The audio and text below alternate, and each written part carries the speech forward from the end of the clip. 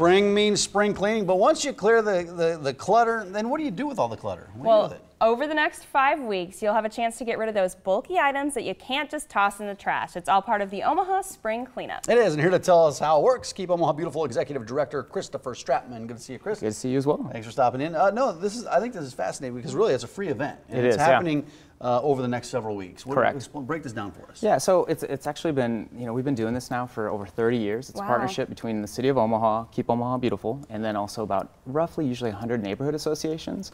And again, it goes on for 5 weeks, provides a free opportunity for residents to drop off, and discard or recycle like large bulky items. So that's like things like what? Like what? Yeah, so I mean it's like things like like old mattresses, broken furniture, damaged appliances, carpet, tires, things like that. So things you can't put out on your curbside recycling trash. Trash guys aren't going to take.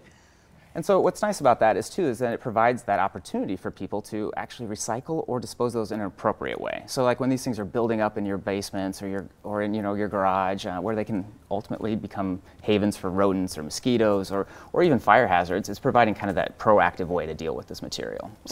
Let's lay out some of the basics, because this is happening starting this Saturday over the next 5 Saturdays. Correct. Basically, each Saturday you kind of target a different area of town, but it's not like there's one dumpster in that part of town. You're at several sites within that part of town. Correct. So what kind of places will people find those sites in, and then what's there? Is it just dumpsters or recycling stations? Break it down a little bit for us. And what are the hours? Yeah, so it's, first of all, the hours are from 9 a.m. to 2 p.m. each one of those Saturdays.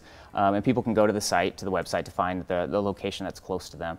But ultimately, the sites are different. It's the neighborhood association, that's kind of the beauty of this. They're the ones that are ultimately kind of organizing each specific site. And there's roughly about 15 to 20 sites per Saturday, and it's congregated in one specific section of the city. So that's going to, like we start out, for example, April 22nd, this Saturday, which is Earth Day, I might add.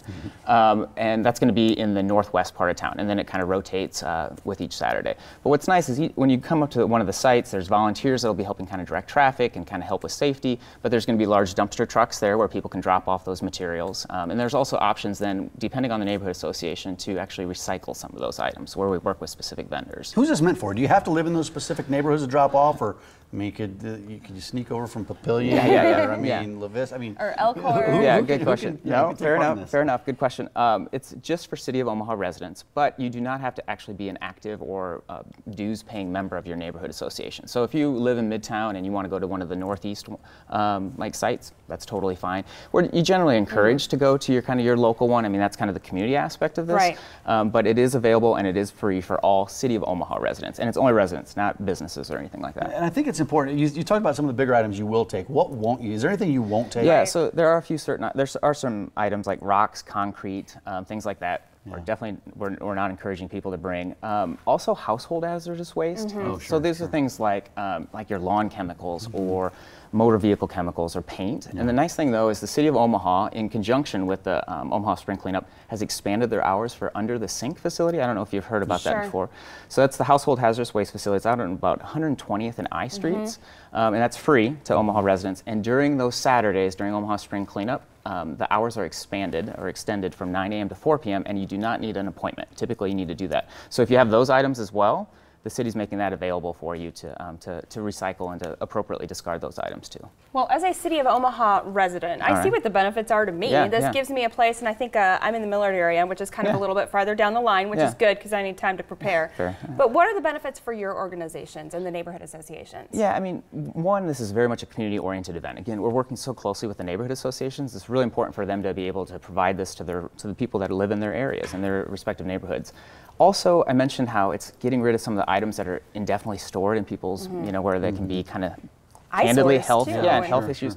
And for Keep Omaha Beautiful, it's important because it's helping prevent illegal dumping, which still unfortunately takes place at times in our city. So it's a proactive way to deal with that, and that helps because ultimately when things are dumped in these like wooded areas or in our waterways and things like that, that's having a negative impact from an environmental perspective. And so this is providing an appropriate way to deal with these items and ideally also recycle them.